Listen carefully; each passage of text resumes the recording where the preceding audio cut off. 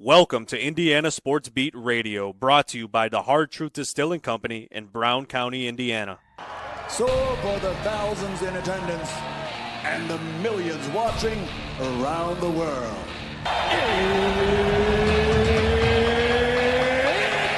Time! 3 on the way. Oh! It went in! It went in! And Indiana wins the ball game! Know your role and shut your mouth, you jabroni! Float game for the win! Ayler's gone. Come on, touchdown, Indy! Woo! IU! America! They got a football team now! Pretty simple. I win. Google me. You know that I'm the cream of the crop. Now, from the Hard Truth Studios, here's Jim Coyle. Welcome back to the Hard Truth Distilling Company studios on this Tuesday. Glad to have you along, and even more happy to have Joe Tipton from On3's National Basketball Recruiting Guru. Just throw that on there. Joe, how are you, brother? I'm good, Jim. Appreciate you having me. Man, it's always our pleasure, and congratulations again. Another breaking story with Indiana's latest commitment is they I'm pretty impressed, I've got to say, with although the team that Darian DeVries put together, it didn't send off parades and confetti for everybody. We still don't know how they're really going to be. They may just be fine, but they had a lot going on, putting the team together, putting a staff together, which he put together a hell of a staff, and it's already paying quick dividends for 2026. They've already gotten one commitment, like I said, and their Latrell Allman is someone else that is very highly on Indiana. But Indiana getting that first commitment that you broke as well, that's big to happen this early, I think. Yeah, I mean, it's a great start. It's a great way to start off the class with a punch with a 4-star guard and Prince Alexander Moody. Kenny Johnson led the charge, IU assistant. Previously at Georgetown, that's where he started recruiting Prince. Great name, by the way. Great kid. Gave some banger quotes. If you haven't read the story, go check it out. But yeah, I think it's a great start. I think Indiana is actually going to put together a pretty sizable class via high school. Actually, a lot of teams have kind of pivoted more to the transfer portal. Obviously, they had to this year, inheriting the job and having to spin a roster together quickly. But I think moving forward, they want to take maybe 4 high school guys this class, which when I talk to other programs, they're thinking maybe 2 high school guys, but they're wanting to put together a big class, a bigger class, and kind of build the culture and develop those guys from within the program.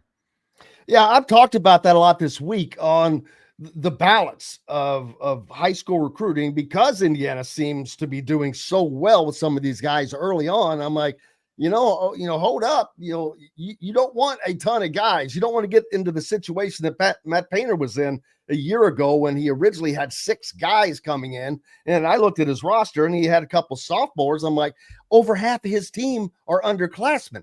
That's not what you want, especially because that's a lot of replacing you're going to have to do. I think 3 or 4 is the absolute tops as to what you would want to bring in.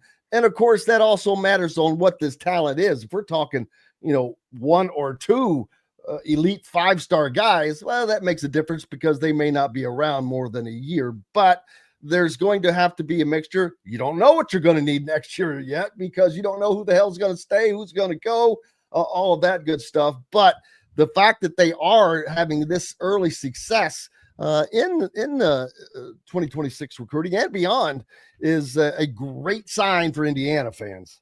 No, I definitely agree. And I think a lot of their strategy, with going to the high school ranks to recruit, like I said, maybe 4 guys, is they want to recruit a lot of these high school guys for depth, right? They might go after these top 25, these 5-star level players.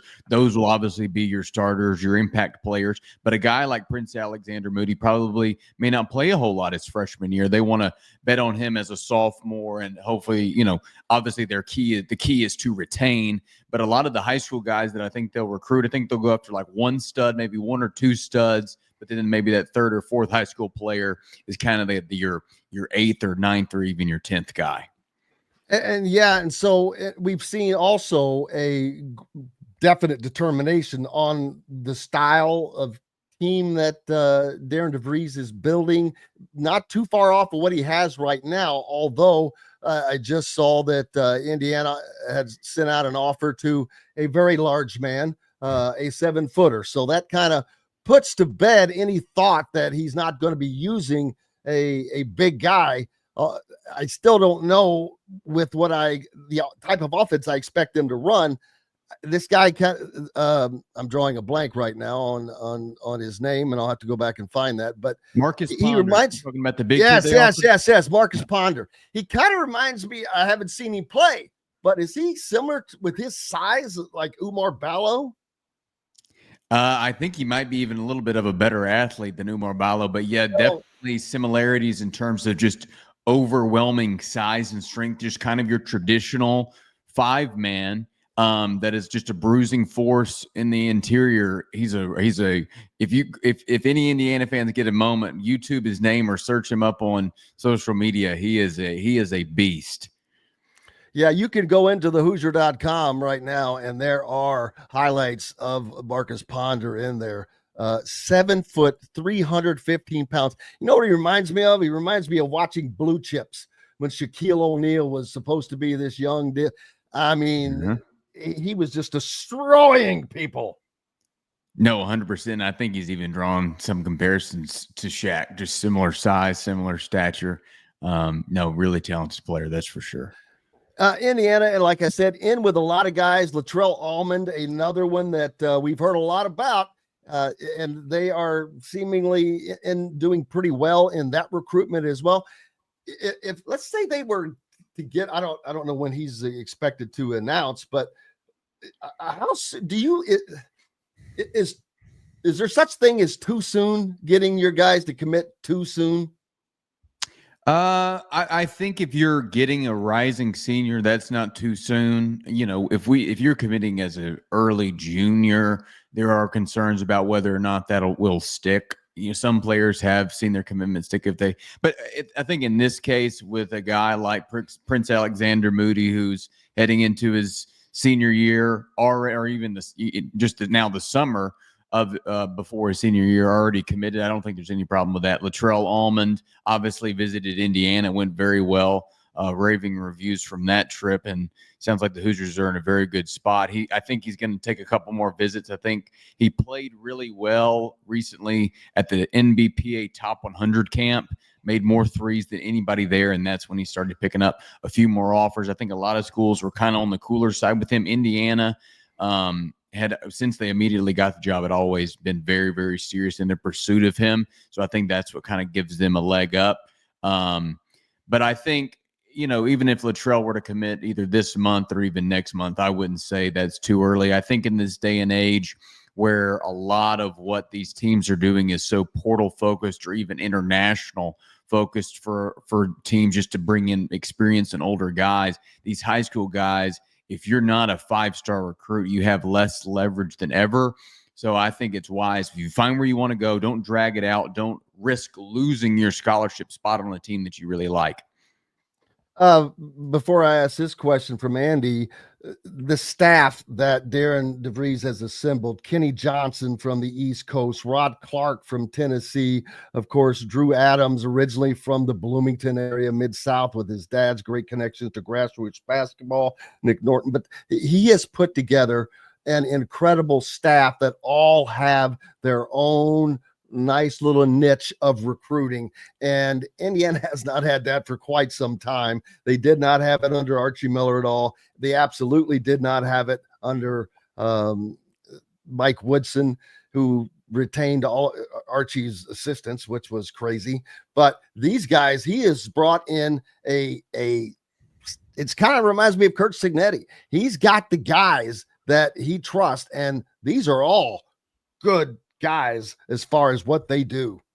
No, he's got some killers. He has one of the more feared coaching staffs, I would say. It's interesting. I was in Memphis for EYBL. It was the first live period of the spring. And I don't think I think they arrived the second day. DeVries was there. I think Kenny was there. And one other assistant. I can't remember which one also. It was Adams. He came as well.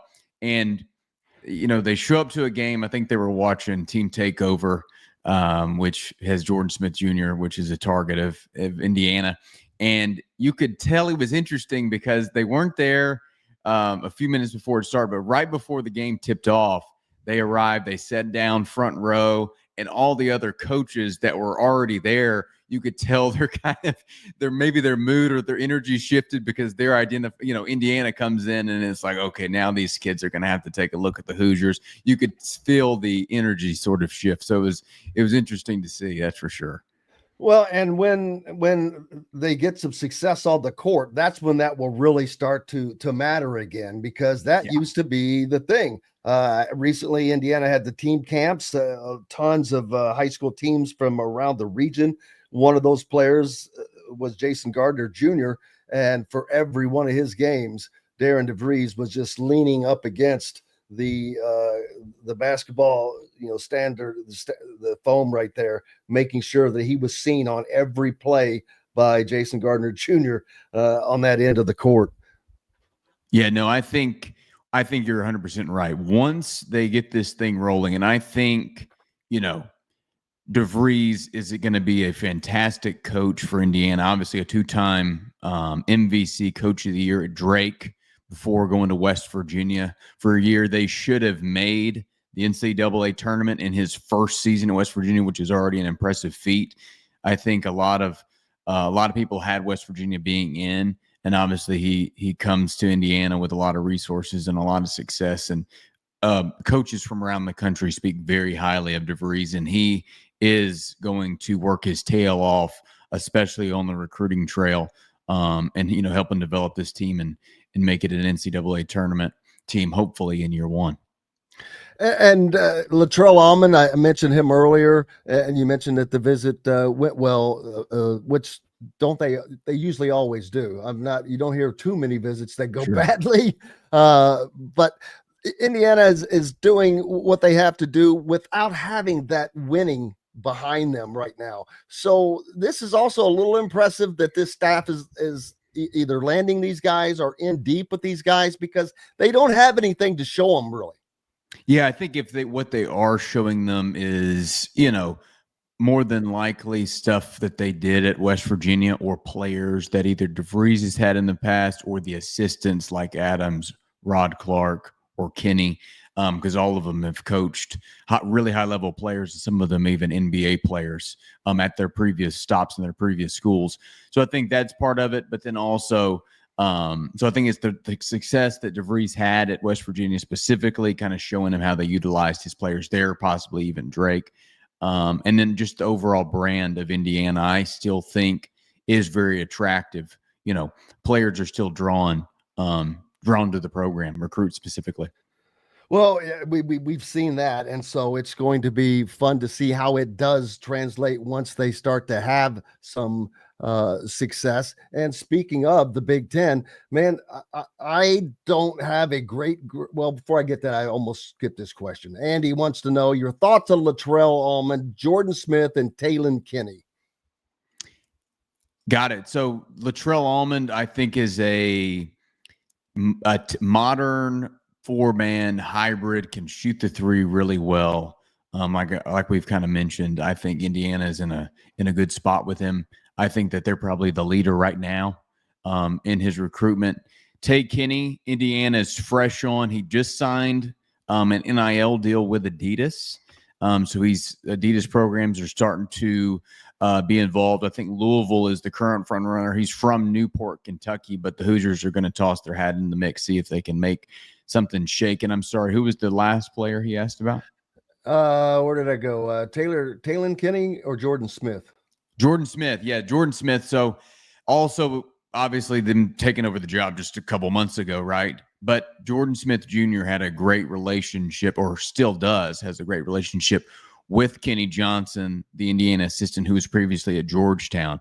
Jordan Smith Jr. is from the DMV area. He was heavily considering Georgetown, still is, but that relationship is now carried over to IU. I think Jordan Smith Jr. is a guy that's going to wait till late to make a decision. We're thinking, into the winter, possibly, around. There's not an exact time frame, but could be early next spring before he makes a decision. So Indiana's playing the long game with him, but he is a terrific player. Just kind of a high energy, can score at will, gets downhill, gets his teammates involved, more athletic than you think, strong. He's a guy that will make a significant impact as a freshman at the college level.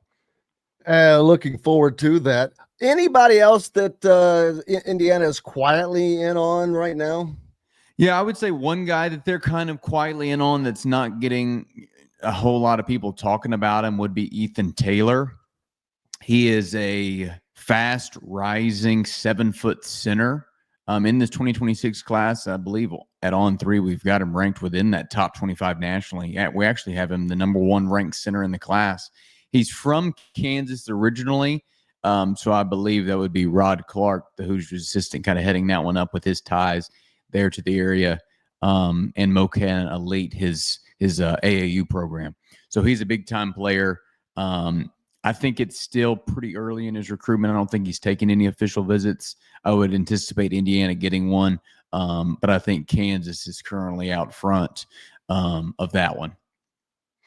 Yeah, and so it's going to be fun to watch who they bring in, how this team has continued to be built. And it's going to be fun to see what they're able to do this winter, because Michigan in the Big Ten, Purdue in the Big Ten, I've got a pretty good idea of them, of what they're going to be like. Obviously, both of those are probably the two favorites. I've actually said I like Michigan, to be honest with you, over Purdue. We'll see, but I don't know what Illinois is going to be like. I know they've got the entire Eastern Bloc on their roster now with at least 5 European players, and UCLA, of course. McCronin is going to come back strong. Michigan State, I haven't heard much at all about them. This has been the most quiet offseason for Michigan State that I can recall. You had Xavier Booker, the Indiana kid, go to UCLA, but what are you expecting from the Big Ten right now? I think at the very top, kind of, you mentioned, Purdue, Michigan, those schools I think are kind of out front. I think Washington, surprisingly, will be a whole lot better this season. They had an incredible portal class. They brought in a ton of new talent. I think they finished towards the bottom, if not dead last in the Big Ten this year. So I think they're going to move up considerably. I like UCLA. I think Oregon is going to be underrated. A lot of people don't talk about those West Coast teams. I think Izzo and Michigan State, like, even myself, sometimes you kind of count them out and you're like, oh, they're not very talented. Like, we'll just kind of have to wait and see. But they're almost always really, really good. Obviously, they didn't expect to lose Jace Richardson to the first round of the NBA draft. They thought he was going to be a multi-year guy. But I think that they're bringing in the right players. They just had a key injury, so that's going to hurt them a little bit. But I think they might try to fill out this roster going international. So I think they're going to be good. I think Maryland might be surprising as well. Really? And then Indiana. That would be a surprise after all they lost. Yeah. Well, I think when Buzz Williams obviously got the job from Texas A&M, he brought a lot of his players over. He brought, I think, at least 3 or 4 guys over from Texas A&M, and they were all some of his better players.